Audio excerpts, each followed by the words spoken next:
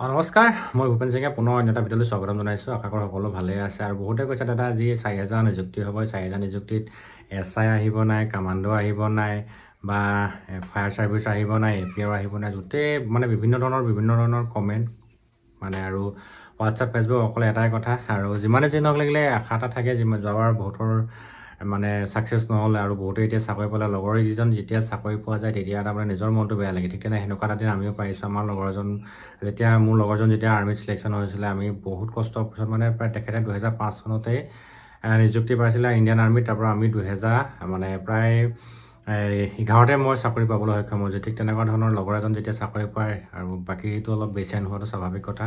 তো থুলমূলকৈ কথা কেইটামান শ্বেয়াৰ কৰোঁ, আপোনালোকে শেষলৈকে চাব। আৰু যিসকলে মোৰ চেনেলটো ফাৰ্ষ্ট টাইম চাইছে চেনেলটো ছাবস্ক্ৰাইব কৰি ৰাখিব, ভিডিঅ' ভাল লাগিলে লাইক কৰিব। প্ৰথম কথা হ'ল, আপোনালোকে সকলোৱে জানে আৰু ইয়াৰ যি 5,563টা পদৰ বিজ্ঞাপন প্ৰকাশ কৰিছিলে, ইণ্টাৰভিউ হৈছিলে, তাই 200 পদ আজি তাৰিখৰ ৰিজাৰ্ভেশ্যন কৰি মানে তাতে পোষ্ট মানে হাইকোৰ্টে ৰাখি থৈছে। আৰু সেই 200টা পদৰ কি ৰিজাল্ট হ'ব এইটো ক'ব পৰা নাযায়। কাৰণ কেলৈ সেই 200টা পদত যিসকলে কেছ কৰিছিলে তেওঁলোকৰ মানে অলৰেডি অবজেকশ্যনৰ ওপৰত ধৰিছিলে যে তেওঁলোকৰ বিচৰা মতে তেওঁলোকে কোৱাৰ্ট অফ মাৰ্ক নাই মৰা, তেনেকৈ ধৰণৰ কৰি সেইকাৰণে 200 পদটো ৰাখি থৈছে। এতিয়া সেইটো কি হ'ব নাজানো, সেইটো আকৌ ইণ্টাৰভিউ পাতিব নে নতুনকৈ 4,000 পদৰ লগত প্লাছ কৰি দিব, সেইটো ক'ব পৰা নাযায়। সেইটো এতিয়া অমীমাংসিত হৈ আছে। কিন্তু আহিবলগীয়া যে 4,000 পদ আছে, সেই 4,000 পদত বিভিন্ন ধৰণৰ নতুন পদ সংযোজন পোৱাৰ পূৰ্ণ সম্ভাৱনা আছে। যিমানে যি নহওক লাগিলে, মই কৈছিলোঁ আগত আমাৰ যিসকল ট্ৰেইনিঙৰ গুৰুজী আছিলে আমাৰ দেৰগাঁও, তেওঁলোক আজি তাৰিখত অফিচাৰ হ'ল। যিসকল কনষ্টেবল আছিলে তেওঁলোক লেছ নায়ক হ'ল, নায়কসকল হবিলদাৰ হ'ল, হাবিলদাৰসকল SI হ'ল, ABSI হ'ল। সেই তেনেকুৱা ধৰণৰ কথা। এতিয়া আপোনালোকৰ প্ৰতি বছৰে অসম আৰক্ষীৰ ৰিটায়াৰমেণ্ট হৈ থাকে আৰু ৰিটায়াৰমেণ্টবিলাক ভেকেঞ্চিবিলাকে এতিয়া আহিব। সেইকাৰণে ABUBটো ফাৰ্ষ্ট ফুল এণ্ড কনফাৰ্ম আহিব। আৰু প্লাছ আপোনালোকে সকলো জানে এবাৰ গ্ৰেড 3 যিটো যিটো আছিলে সেইটো এতিয়া অসম পুলিচৰ লগত ট্ৰাইপ কৰিলে।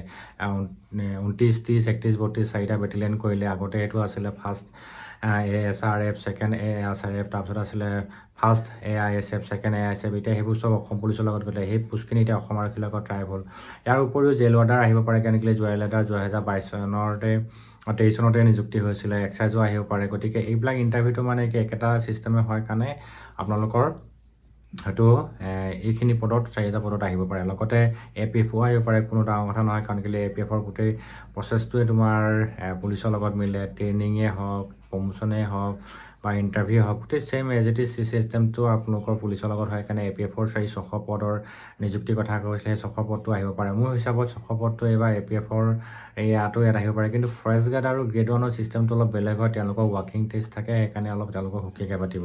আৰু যিহেতু আপোনালোকে জানেই CM ছাৰে নগাঁৱত ৰহাত কৈছিলে যে অসম ফৰেষ্ট ডিপাৰ্টমেণ্ট অলপ ভাবিব লাগিব। আৰু অসম ফৰেষ্ট ডিপাৰ্টমেণ্টৰ কি হৈছে, এতিয়া নিযুক্তিৰ ক্ষেত্ৰত কোনো নতুন মিটিং হোৱা নাই। মিটিং হ'লে মই আপডেট দিমেই। কাৰণ কেলৈ এই চিষ্টেমটো সেইটো মই গম পাম যিমানে যি নহওক লাগে।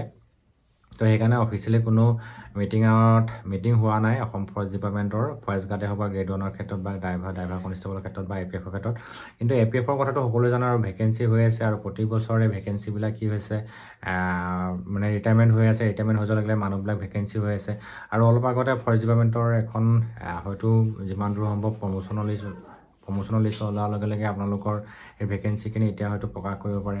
তো চিষ্টেমবোৰ তেনেকুৱা ধৰণৰ। কিন্তু কামাণ্ডো আহিব পাৰে, কামাণ্ডোৰ যথেষ্ট ভেকেঞ্চি থাকিলে কামাণ্ডোৰ পদখিনি আহিব। তো তেনেকৈ ধৰণৰ কিছুমান পদ আহিব পৰা পূৰ্ণ সম্ভাৱনা আছে। খালি আপোনালোকে নিজে প্ৰিপেয়াৰ হৈ থাকক বা আপোনাৰ যি যোগ্যতা আছে যোগ্যতাখিনি মজুত কৰি ৰাখক। মই পুনৰ কৈছোঁ SI আহিব পাৰে। SIও যথেষ্ট ভেকেঞ্চি আছে। কিন্তু আগৰ নিচিনাকৈ 147 SI নাহে, অলপ কম আহিব পাৰে। কিন্তু ABSI বেছি অহাৰ সম্ভাৱনা আছে। কাৰণ কেলৈ আছাম যিটোৰ এতিয়া গ্ৰেড 3 যিটো আপোনালোকে প্লাটুন কামাণ্ডাৰ যি বুলি SIৰ ভেকেঞ্চি কিছুমান আহে SI লেভেলৰ, তো সেই প্লাটুন কামাণ্ডাৰৰ পোষ্টখিনি এবাৰ কিন্তু আছাম পুলিচৰ যিটো SI AB শাখাৰ SI আছে, অৰ্থাৎ কামাণ্ডো বেটেলিয়নৰ লগত, সেই SI এবাৰ অহাৰ পূৰ্ণ সম্ভাৱনা আছে। আৰু কামাণ্ডো বেটেলিয়নৰ SI এবাৰ মাত্ৰ 9টা নে কিমানহে মানে ফিজিকেল কোৱালিফাইড হ'ল বুলি গম পাইছোঁ। তাৰো বহুতখিনি পদ আছিলে আপোনালোকে জানেই। গতিকে কামাণ্ডো SI এবাৰ আহিব। ঠিক তেনেদৰে গোটেই পদখিনি লগাই আপোনালোকৰ 4,000 পদৰ হোৱাৰ পূৰ্ণ সম্ভাৱনা আছে। লগতে মই FIR বহুত দিন নাহা, ফায়াৰ 2022তে নিযুক্তি হ'ল। তো ফায়াৰ ছাৰ্ভিচো আহিব পাৰে। APRও খুব কম আহিলেও। গতিকে ফায়াৰ ছাৰ্ভিচ মানে আছাম পুলিচ আহিবলগীয়া পদখিনি হ'ল আছাম কামাণ্ডোৰ SI আৰু আছাম পুলিচৰ SI AB শাখাৰ, তাৰপিছতে আপোনালোকৰ মানে APF আহিব পাৰে আৰু ABUBটো আহিব, পোষ্ট কম হ'ব পাৰে, কিন্তু ABUB আহিবই চিয়'ৰ।